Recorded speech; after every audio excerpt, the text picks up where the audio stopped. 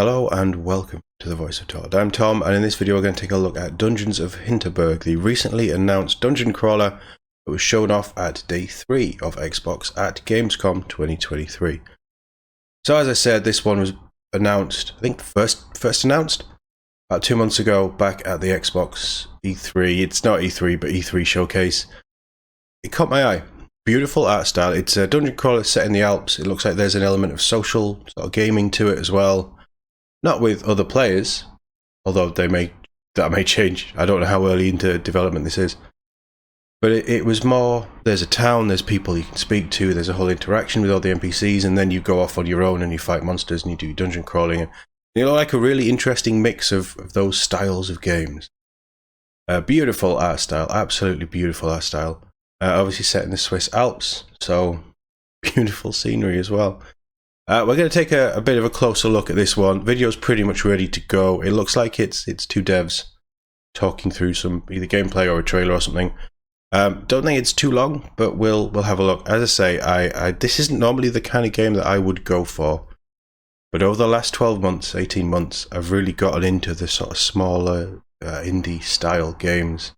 Especially that anything that comes on Game Pass is pretty good. This one was confirmed for Game Pass Day 1. I think it's out next year, but obviously that will be firmed up as we get closer. But let's take a look. Past title full of hacking, slashing, and the iconic Austrian Alps. This is Dungeons of Hinterberg. Hey everyone, It looks very good. I'm co-directing Dungeons of Hinterberg, and I'm the art director on the project. And I'm Felix Seifried, I'm co-directing Dungeons of Hinterberg, and I'm the technical director on the project. Together we lead Microbird Games, a small indie game studio of 10 people based in Vienna, Austria.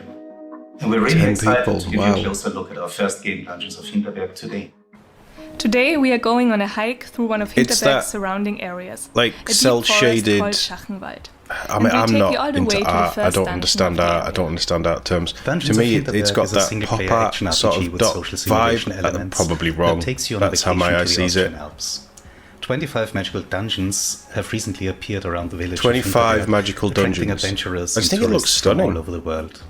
You'll be exploring alpine landscapes, it's more cel-shaded than pop art, isn't it? Hunting for loot and battling mythical monsters.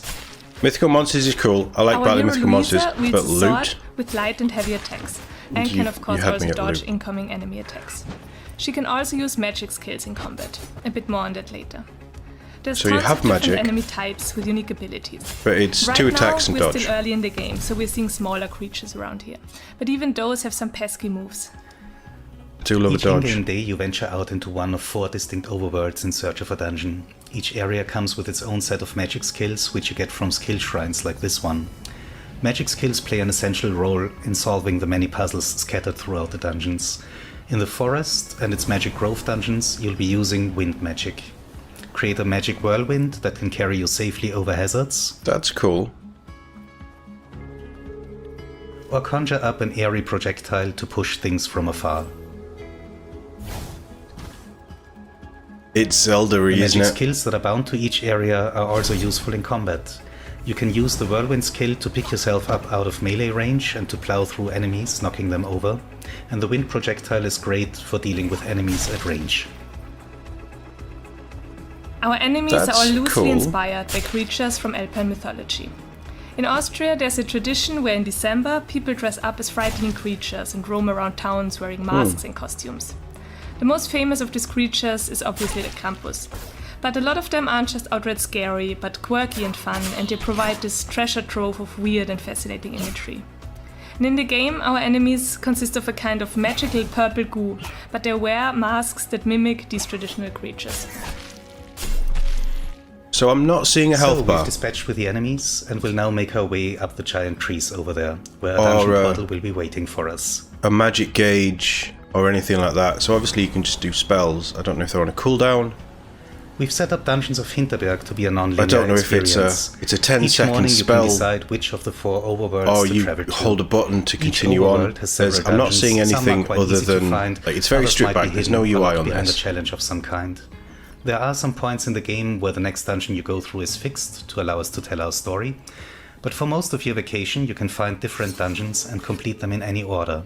Or just take it easy. Skip the dungeon crawling for a day and instead find a nice picnic bench and let the afternoon pass by while you relax. Each of our 4 overworlds are inspired by real Austrian biomes and landscapes, and all of them have a very distinct and expressive look and feel, both inside and outside of their dungeons.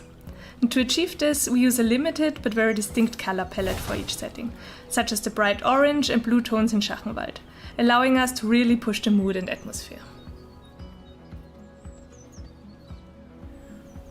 So we've had a pleasant hike through the Schachenwald area, climbed all the way up the trees, and we finally found the dungeon portal. Luisa is certainly excited to step inside the portal, and we can't wait to show you more of Dungeons of Hinterberg as well. Oh, is that Thanks so much for watching.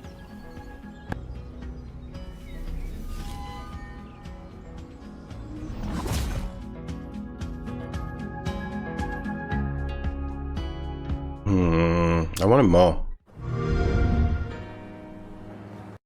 Okay, so we all know what that song is, and we all know that's a copyright claim. Right, okay, let's just pop back to Dungeons. I really love the look of this. I don't know if you've got that from this. We're not seeing much at all, are we? I expect... I don't know, actually, because it seems to work. Maybe... I think that there will be a UI. Because on the character I didn't see any kind of health system to let you know, wait, unless it's you fight and as soon as you finish the fight or you get killed, you get killed, you go back to the start, whatever, I don't know. But you fight, if you take any hits, obviously for that encounter it keeps your health at whatever level, but as soon as the encounter is done and you start to move on, your health is just back. Maybe. Combat, as they said. Heavy attack, light attack, dodge, and then there's magic. 25 dungeons. It sounds like it's not linear, because you can choose which dungeons you do, or most of which dungeons you do, at what time. And they said there, they hinted at the social element where you could just go and spend an afternoon looking at the scenery. I'm interested to see how all this comes together. They mentioned, obviously, spending an afternoon. Each day is a different dungeon. So, there's obviously a time system. Are you timed on when you have to do these dungeons? How does it all work? They've given us more questions than answers. But this is coming out 2024. They're a small team. They obviously have a very strong idea of what they want to do with this game, and it is shaping up, I think, visually very, very nice. Like, I'm not entirely sold on the whole big numbers popping out, but the comic cel-shaded art style is beautiful. The colours are nice. I like the animation. I don't know how fluid it is. Obviously, we'd need to play it to get that vibe, but... And I also wonder, obviously, like here, we jump. You use powers, obviously, in combat, but you also use them to get around environmental things. So, does that mean that there's more of an element of exploration to a lot of this? Like, there's no enemies, but there is exploration, or... Like, I've got so many questions. Let's just leave it there. I've got so many questions. I really want to see more of this. I would love to get my hands on it. I'd love to play some sort of beta or something. I don't imagine that it will be released as an early access. I think it's just going to drop on Game Pass and then there you go. But this is looking... It's taken me by surprise. I think it looks amazing. And I think the mix of combat, magic, exploration, loot, and then the social stuff, which I hope that they go more into down the line. This is perfect dev showcase stuff, isn't it? You get 5 or 6 smaller games and you have 10 minutes with the developers on each one. There you go, there's an hour show. That may be December, January, something like that for Microsoft to do. They did it last January, I think it was, with the developer direct or whatever they called it. I can't remember. But I want to see more, and I think that this is shaping up to be something pretty good. It looks like the kind of thing that I would enjoy playing for a little bit. I don't get the feeling that it's a very long game. Obviously, in-game days, 25 dungeons. You can take them at your own pace. It's as long as you want it to be. What I'd love to know is what the story is and how the story integrates into all of this idea of you can go off and do dungeons in your own. Does that mean that you have complete free will and the story will progress around you? Or is there certain points where you have to follow the story?